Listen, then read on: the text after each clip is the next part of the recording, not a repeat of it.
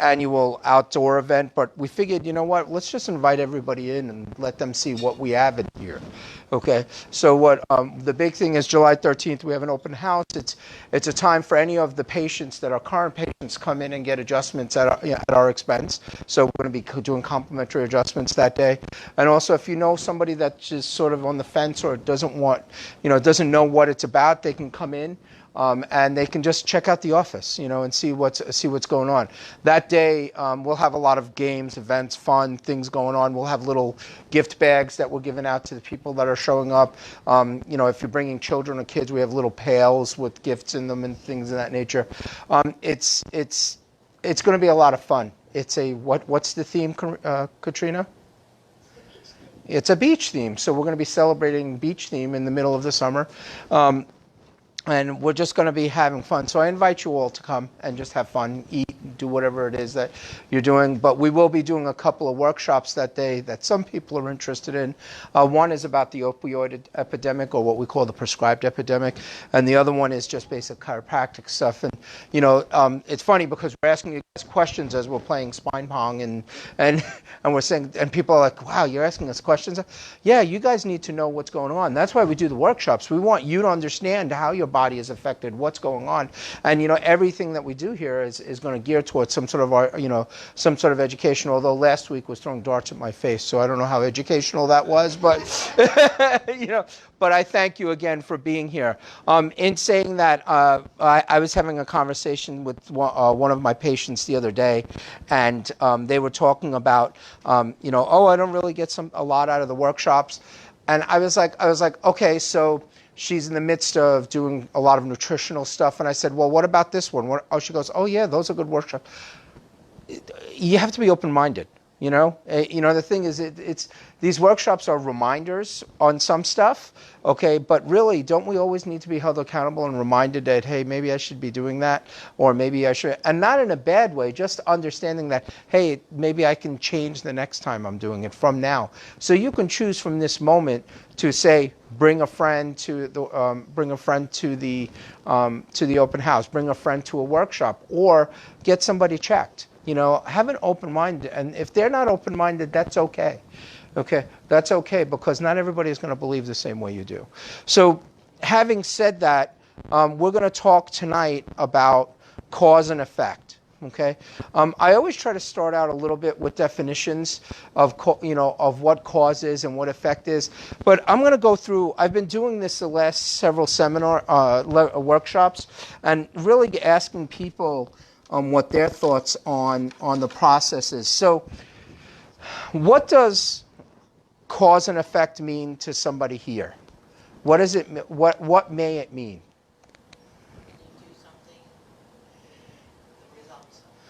Right. So it's there's a direct effect from a certain cause, right?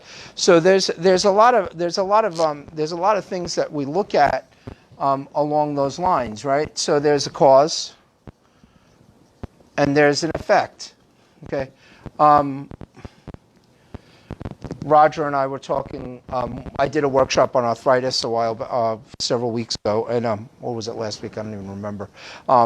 They all blend for me, so But is arthritis the cause of your pain, or is arthritis caused by? It's the effect, right? So arthritis is the effect of having aberrant motion or lack of motion in the joint, and the body responding responding to that, and you get some inflammation, and then the joints start to change, right? So arthritis, can it become a cause of pain later on? Sure. But initially, it's not a cause of the pain. It was caused by something else. So I always give the example of my knees, because I've had 3 knee surgeries, and there's arthritic change in there. So now they hurt, yeah. But that arthritis came because there was a biomechanical change in my knees because of the surgeries, and my body had to adapt to it. So the body adapting to these things is a big thing to understand. So arthritis is usually an effect of something. What else? Somebody give me another example. It's tough, huh? Oh, you're making my brain hurt. Yeah, well, this is the whole idea. Back pain, right? So is back pain the cause of something, or is it an effect? It's an effect of something, right? So back pain is another one. It's an effect, right? So we have back pain. And the cause for that would be subluxation. Could be. So subluxation can be a cause of a lot of things, because subluxation is a shift in the spine that interferes with the nervous system, and that can affect many things throughout the body. That's what this whole chart is about, but it's not an exact science, okay? But usually that's where things start. What else? Headaches, right? Headaches, effect or cause? Okay, so this is important to understand. Can these effects lead to causing something else? Sure, they could. Okay, but initially they're not the true things that are going on. How about heart attacks? That's a process that has happened over many, many years. It's the effect of poor eating, the effect of poor lifestyle choices. Also could be some genetic factors, usually about 20-30% of the time. But a lot of it is, it doesn't mean just because your family has something means that you're going to have it. Okay? Right. So there's definitely predispositions to certain things, and we need to know what's going on. And if you really have questions about genetics and things, we do a whole workshop on something called epigenetics, which sort of explains the difference, and some of you have been to that. So look, these are all effects. Subluxation is a cause. What else can be a cause or effect?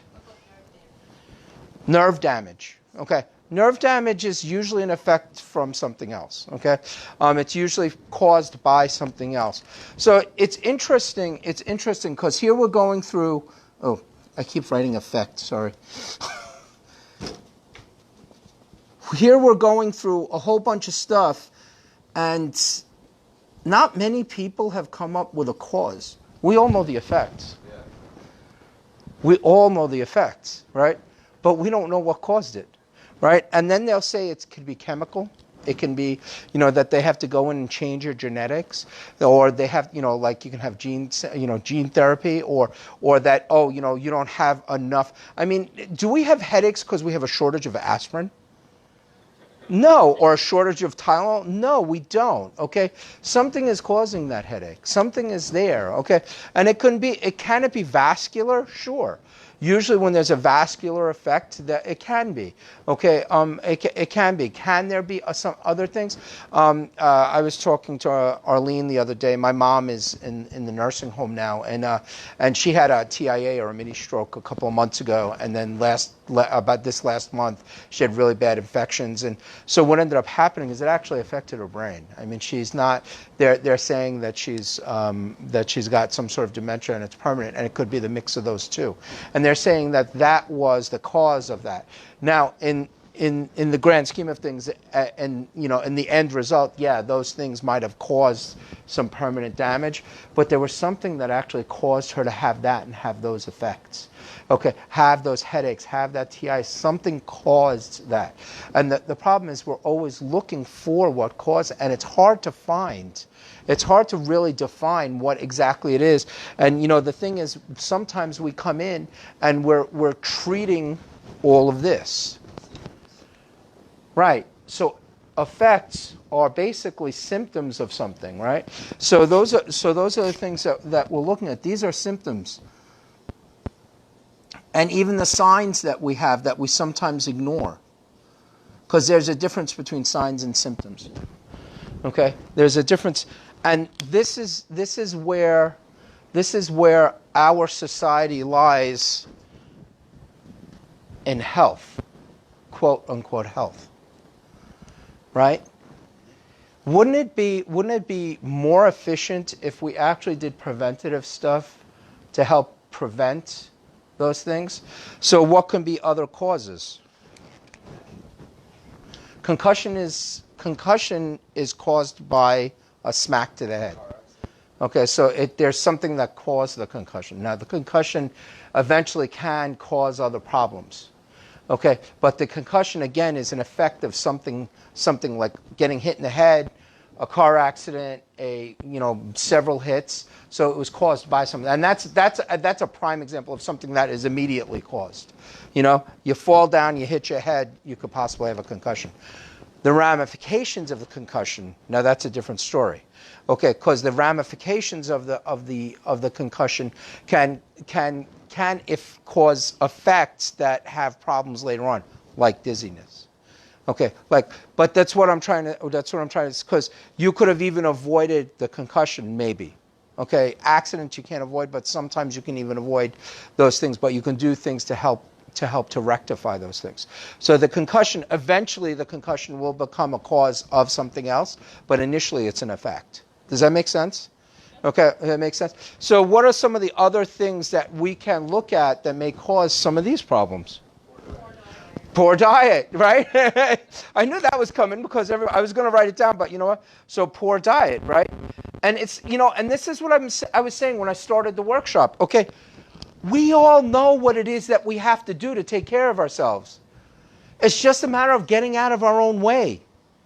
Okay, because we don't make the choice, and we all make, like today we went out and we walked around downtown. The staff and we were talking about the open house to people, and we had we stopped for lunch.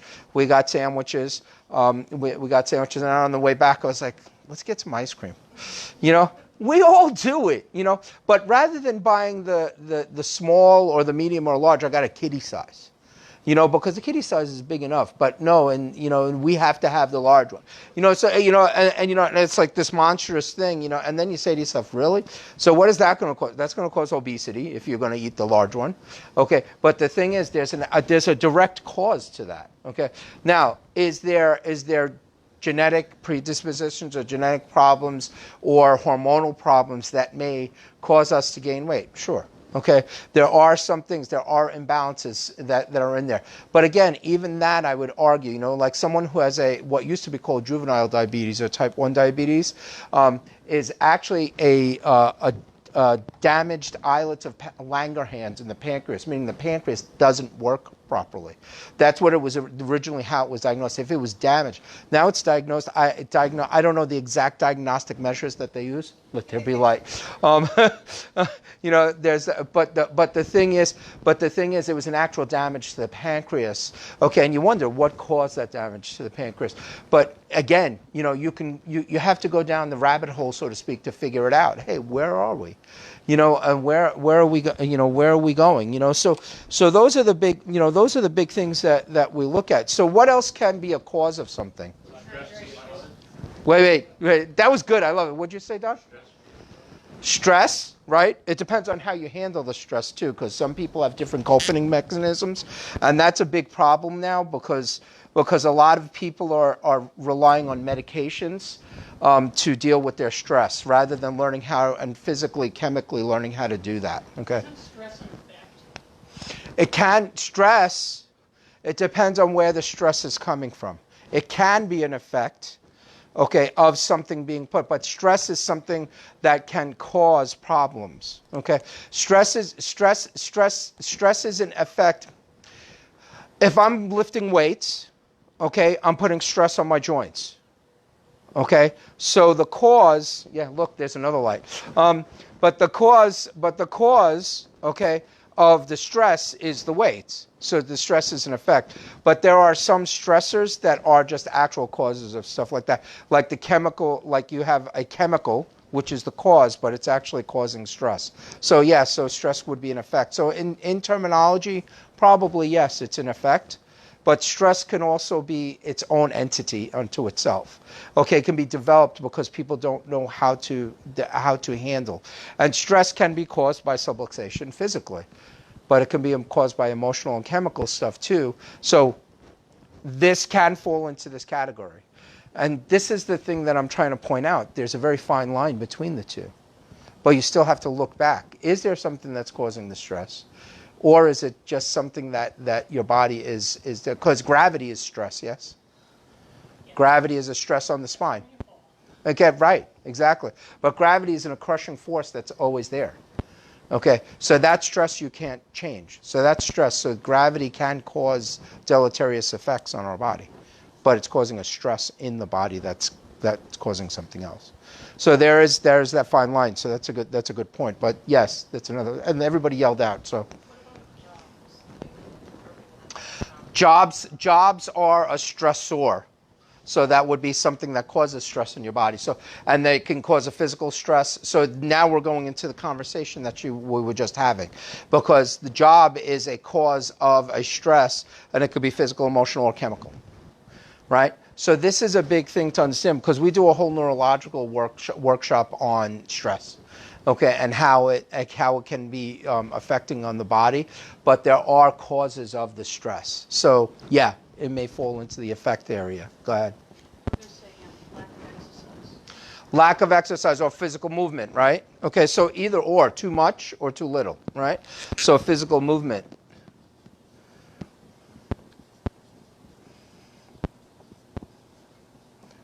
How about sleep or lack of sleep, right? So I'm just going to put rest.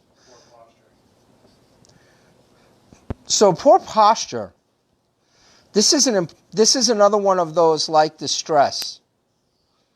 These two, poor posture can cause really poor health. That's right. Yeah. Right. Right. Sitting in the car, sitting, dental hygienists like this all day long, I mean, so the thing is, but again, you take that poor posture and you go back to it. And if you have subluxation underlying that, it's not going to correct until you address that. So you can actually work a subluxation into a cause of into an effect. Okay, because there's something going on in there. So why is this important to understand? Well, like I said, our society focuses on this. There has been changes over the years. People are starting to look at more preventative stuff and things of that nature to address those things. But even like, and I always bring this up, even in the Medicare guidelines, which all the insurance companies sort of use, they have a statement that says, and I don't remember, I'm paraphrasing, but preventative, supportive, or corrective care, okay, or maintenance care is not considered medically necessary. Think about what that's saying, because our society is based on what is the effect that we're treating, right? TX stands for treatment, okay? And it has to have a name, okay, because they can't treat you. Like pregnancy. If you go to the hospital when they treat you for pregnancy, because that's what they're doing, they're treating you for pregnancy, it's considered a condition of pregnancy. It's not a beautiful, wonderful thing that's supposed to happen. Okay, so to actually, put the insurance coding in, it's the condition of pregnancy. Pregnancy is not really a condition. Pregnancy, I guess it is if you really look at it, but it has to. So the thing is, you have to understand that they have to name it, diagnose it, give it a name, and be able to treat it. Okay, and that's what happens. If it doesn't have a name, it doesn't get treated. If it's just for prevention, it doesn't fall under insurance. Okay, and it's important to understand. It's important to understand that, because I always use this analogy with a lot of people. If you have car insurance, okay, does everybody have car insurance? Okay, if you don't, I think you're nuts. And I know in this state you don't need it, but like in other states, it's like you can't get your car registered without insurance. You can't even get a license, I think. I don't know, but you think about it. Do you want to use your car insurance? No. Why not? Right, you get in an accident, your premiums go up, right? Everybody understands that. Everybody understands that if you use your car insurance, they're treating something, it's a crisis. That's the way they treat your health.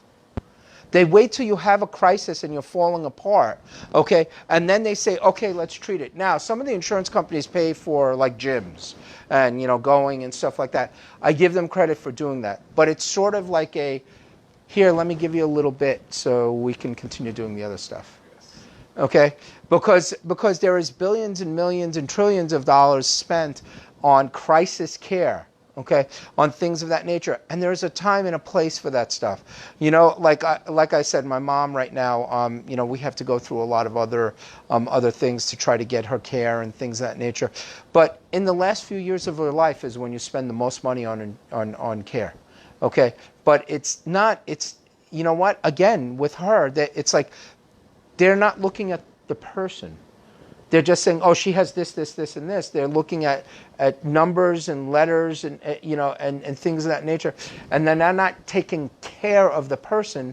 They're treating a symptom. And what has happened is there's this cookbook recipe of things that goes on, and in treating the effects, it gets really expensive. It gets very, very expensive. The simplest example I can give to people to understand, especially for my world, I'm not even going to bother using this. The simplest example I can give in my world is back surgery, right? How many people know somebody that's had back surgery? That's a lot of people. Do you know there are no double-blind random studies, which is the gold standard to proving that something works for back surgery? There are no such studies. How can you do a double-blind random study on back surgery? You can't. You can't. So what happens is they go in with the theoretical understanding of things that are going on and say, do this. And if you have 10 different surgeons, they'll use 10 different techniques. They'll use 10 different tools. They'll use 10 different fusion things. I mean, it's different. So that's what I always tell people. So in my world, when someone tells me they've been to a chiropractor and it doesn't work, I say, try another one. Because we're all different. There's 300 named chiropractic techniques. We used to do a workshop on that. We don't anymore. But the thing is, you have to understand, we work from a biomechanical approach in this office, because biomechanics is poof. But biomechanics, if your biomechanics and the mechanoreceptors in your body are off, so movement is off, things are off, it's going to cause a whole myriad of other issues. So that's where we're addressing it from. But you know, we also do spinal palpation or motion palpation. We do the Thompson or drop technique, you know, which is the tables coming up. Those techniques are used because they have been in chiropractic for a long time, and they've shown to be work. And they've shown to work. So the thing is, so here you have someone who's had back surgery. There was a study done, it was in the early 90s, and what they did was they took people with the same type of symptoms, they put them side by side, you know, they took their reported symptoms, quality of life, things of that nature, and what they did was they followed, I don't remember the exact number, it was a fairly large number, but not huge. They followed people that had back surgery, and then they followed people that stayed under consistent chiropractic care for 2 years. Okay, for 2 years. At the end of the 2 years, both people were in the same place. They both still struggled with, you know, discomforts in their lower back. Okay, but they were the same, almost identical. The only difference is one had surgery and had to go through this invasive surgery and then needed 3-6 months of recovery period, whereas the other one didn't.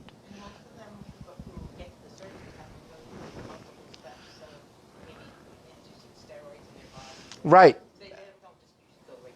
Right. They don't just go to surgery. They go through a whole myriad of, you know, prescriptions first, physical therapy, things like that. And there's a time and place. Again, I know people that have had surgery and it has immediately helped their symptoms. You know, there's a time, but you have to look at where those things are. So this is the big point about back surgeries specifically. Now, I affect a lot, you know, because I adjust a lot of kids.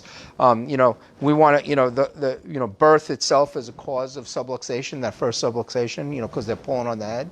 You know, so if we can get them early, we can make sure that they're not as bad as they get older. Although my kids, sometimes I wonder. No, just kidding. They're teenagers now. You know, that alien thing, you know. So people have kids, understand. You know. But the thing is, you can take care of someone chiropractically over a couple of years for somewhere in the vicinity, depending on what part of the country you are in. And if you're, you know, going on maintenance care in the second year and things of that nature, probably anywhere between, you know, $3,000 to $10,000. Okay, sounds like a lot of money. How much do you think it costs for a surgery? 50, 60, 100. I mean, you're talking like major money. They have to put you under the risks. I mean, it's, so the thing is, what's so important about this is that, Katrina helps me every week with stuff and puts stuff up on the board back there on that whiteboard. And I encourage you to read it, because what it is there's back there, she put something up, the allopathic approach to the holistic approach, or allopathic, which is the effect-centered, or holistic, which is the cause-centered. Okay, and it's amazing, because in the allopathic or medical world, okay, symptoms are a bad thing. No, they're not. Symptoms are a good thing. They're telling you something is wrong. Okay, you need to address them. I mean, a fever is not necessarily a bad thing. It takes a lot to cause a problem, but it's all of a sudden, oh, you have a back pain, let's do the surgery, and spend 50, 60, and then you wonder, and then people are like, oh, well, I went and I had surgery and my insurance paid for it. Did they pay for the whole thing? You're still paying basically probably the same amount of money. Okay, and the thing is, I'm not saying that it's the last thing, but if all you do is work on treating effects, it's going to cost you a lot more money in the long run, because it's going to be a lot more expensive. I see people my age. Okay, I'm 54. Okay, you met my sister. She's 60. Okay, she does yoga. She's a yoga therapist. People meet her. They're like, I asked somebody that was here today that comes in, my bookkeeper. I go, how old do you think my sister is? She goes, probably about 45. She looks younger than I do. I mean, and I'm like, no. I see people in my age range, and they're not doing the things to stay healthy. Okay, I'm guilty as anybody. Okay, I was saying to Katrina today as we were walking down Main Street. Remember what I said? I said, when you see me from the front, I don't look too bad, but I turn sideways and I look pregnant. And I was like, and that thing is, over the years, because I haven't been able to be as active, but I still go out I try mountain biking.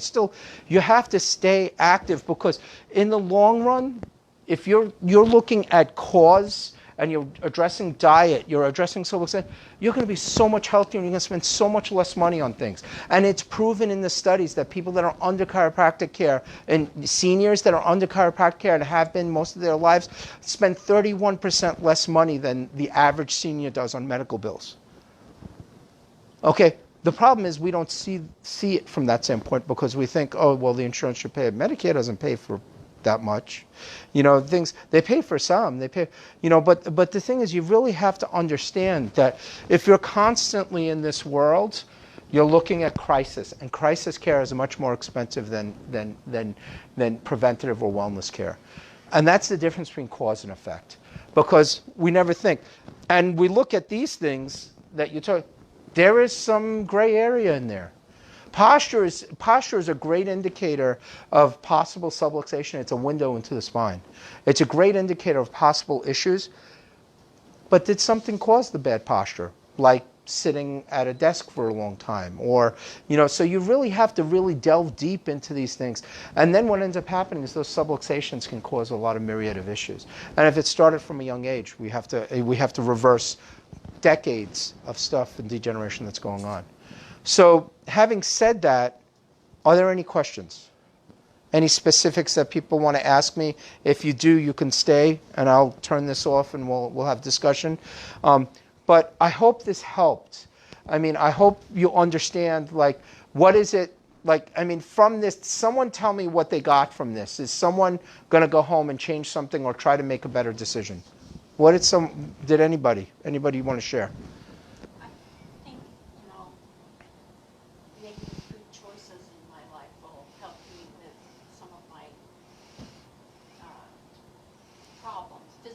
Physical problems, right. Yeah. So, this list was very helpful in making me mindful to, I'm feeling this way today because I ate this last night. Yes, right. So it's making you more aware of the choices you're making and how your body's responding to them. Is that what I'm hearing, Mo? Yeah. So that's good. So huh? Knowledge is power, and wisdom is the use of that knowledge. Remember that. Okay, and wisdom is the use of that knowledge, because a lot of people have knowledge and they think they have the power, but they don't use it wisely. So you have to be very, very important. So think about this stuff. If you need copies, it's online. Okay, you can always watch it online. If you have questions for me, come about and ask me questions. And think about, who you can share it with. I mean, if people don't want to be patients here, that's okay. Bring them in and let them learn if they're open to learning. But that's the first step, is being open-minded. Thank you very much for coming tonight.